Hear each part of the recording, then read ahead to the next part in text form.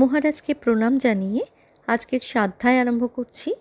আমরা পড়ছি মহারাজ স্বামী সোমেশ্বরানন্দের বই দৈনন্দিন জীবনে ধ্যান ও শান্তি। আমরা পড়ছি 146 পাতা থেকে। মহারাজ বলছেন, যে কোনো তীব্র আনন্দ মনকে শান্ত করে দেয়। আনন্দের সময় মন শুধু যে শান্ত থাকে তা নয়, মন আনন্দের বস্তুটিকে অধিকার করার বা পাবার চেষ্টাও করে না। আনন্দের ভাব কেটে গেলে তখন মন চেষ্টা করে ওই বস্তুকে নিজের কাছে পাবার বা অধিকার করার। বলছেন, আনন্দ স্বতঃস্ফূর্ত, লোভ চিন্তার এক রূপ। আনন্দ মুক্তির স্বাদ দেয়, লোভ মনের মধ্যে ভারী হয়ে বসে থাকে। আনন্দ সঞ্চয় বা অধিকার বোধ আনে না, লোভ সঞ্চয়ে উৎসাহিত করে।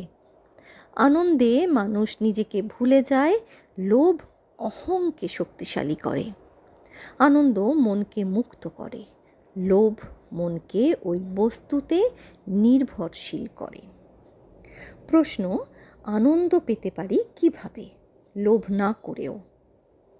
মহারাজ বলছেন, মনে যখনই লোভ উঠবে মনকে ভালো করে লক্ষ্য করুন, মনের চাঞ্চল্য ভালো করে অনুভব করুন। এটা ভালো কি মন্দ, উচিত কি অনুচিত, কোনো প্রশ্ন তুলবেন না। এই লোভ কেন উঠছে এবং লোভের ফলে মনের কি অবস্থা হচ্ছে খুব ভালো করে লক্ষ্য করুন। ঢুকে যান মনের গভীরে। হঠাৎ আবিষ্কার করবেন যে লোভ মিলিয়ে গেছে আর মনের মধ্যে জেগে উঠেছে শান্তি ও আনন্দ। পরে বলছেন, আমার কথা বিশ্বাস করার দরকার নেই, আপনি নিজে পরীক্ষা করে দেখুন। পরবর্তী অংশে এক ভদ্রলোকের কথা বলেছেন, যিনি দীনতার অভ্যাসেও শান্তি পাননি। অহংকার বোধ। বলছেন, বয়স 27 থেকে 28 বছর, অবিবাহিত, একটি রাষ্ট্রায়ত্ত ব্যাংকে কাজ করেন। ছাত্র জীবনে মেধাবী, ব্যাংকে একটি পরীক্ষা দিয়ে সহজেই প্রমোশন হয়েছে, কিন্তু আর পরীক্ষা দিতে চাইছেন না প্রমোশনের ভয়ে। ভদ্রলোক বলছেন, এত টাকা দিয়ে কি করব, মোটামুটি চলে যাচ্ছে যখন, তখন এতেই আমি সুখী। আমি দেখেছি কামনা মানুষকে কোথায় নিয়ে যায়। তাছাড়া প্রমোশনের সঙ্গে সঙ্গে কাজের ঝঞ্ঝাটও বাড়ে, সেই সঙ্গে প্রতিযোগিতা, রেষারেষি, ইউনিয়নে মারামারি। আমি তাই সরল জীবনই বেছে নিয়েছি।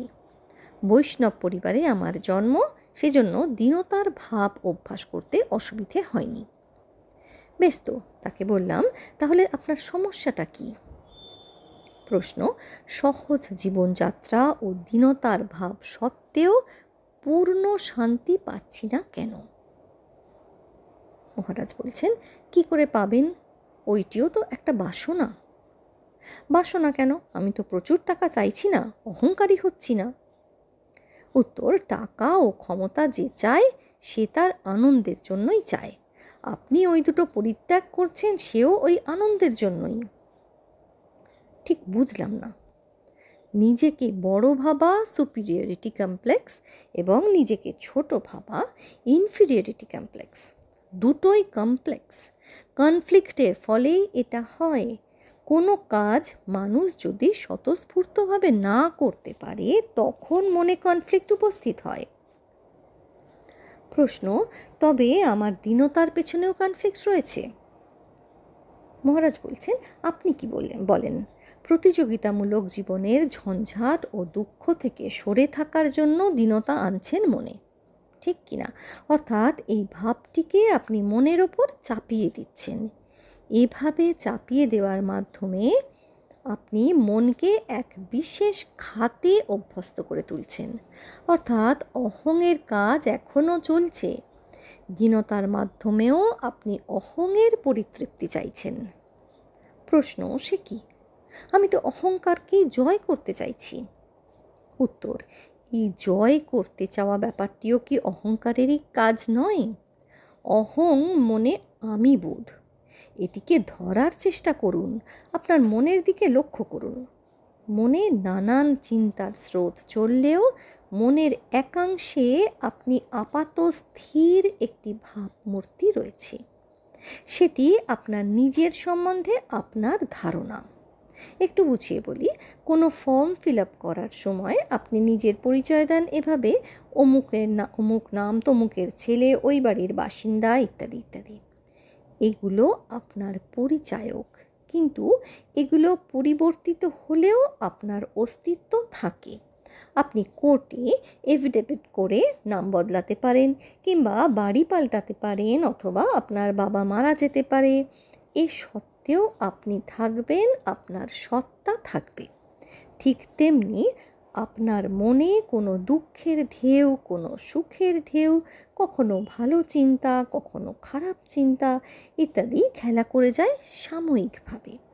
কিন্তু আপনার একটি মানসিক সত্তা আছে যা এগুলোর মতন সাময়িক নয়, বরং এই সত্তাকে কেন্দ্র করেই চিন্তাগুলো প্রকাশিত হয়, কাজ করে।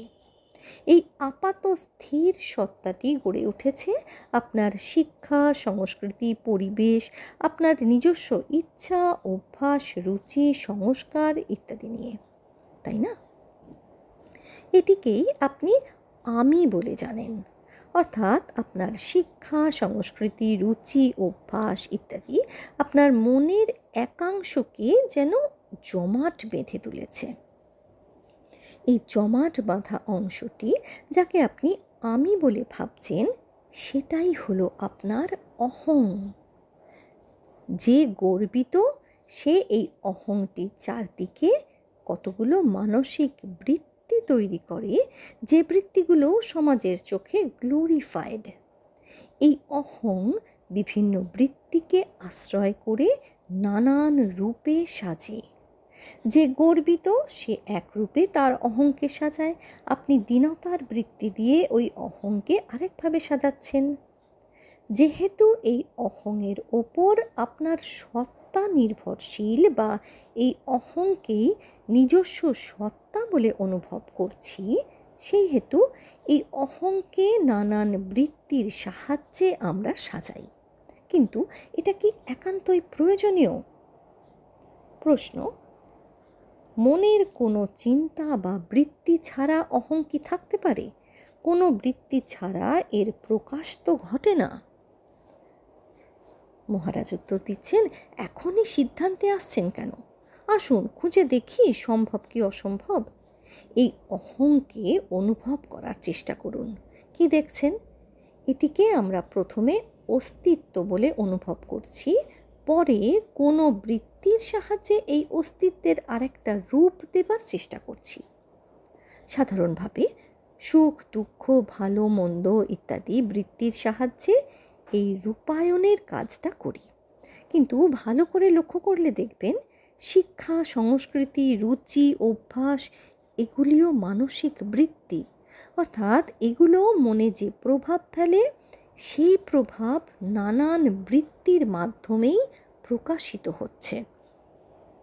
আপনি প্রশ্ন করেছিলেন, কোনো চিন্তা বা বৃত্তিকে বাদ দিয়ে অহং থাকতে পারে কিনা।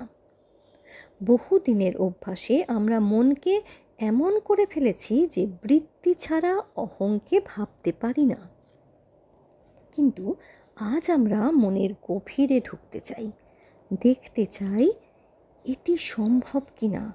আপনি যখন গভীরভাবে সমস্ত হৃদয় দিয়ে কাউকে ভালোবাসেন, সেই ভালোবাসার মুহূর্তে আপনার মনের কেমন অবস্থা হয়? কিংবা সমুদ্রের বুকে সূর্যোদয় দেখে যখন আনন্দে আত্মহারা হন, সেই মুহূর্তে? প্রশ্ন: 1 মিনিট আমায় অনুভব করতে দিন। মনে তখন নানান বৃত্তি খেলা করে না? ভালোবাসা বা আনন্দের বৃত্তি আমার সমস্ত মনকে অধিকার করে রাখে। উত্তর: ঠিক। আর কি হয়? আপনার শিক্ষা, সংস্কৃতি, রুচি, অভ্যাস তখন থাকে কি? এগুলোর প্রভাব তখন অনুভব করেন? প্রশ্ন: না, এসবই যেন বিলীন হয়ে যায় ওই মুহূর্তে।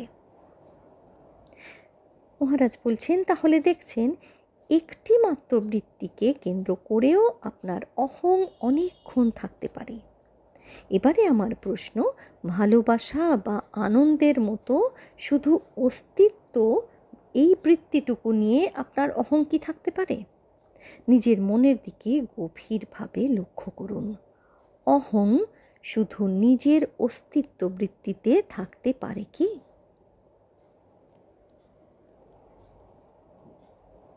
আমরা আজকে 149 পাতা পর্যন্ত পড়লাম।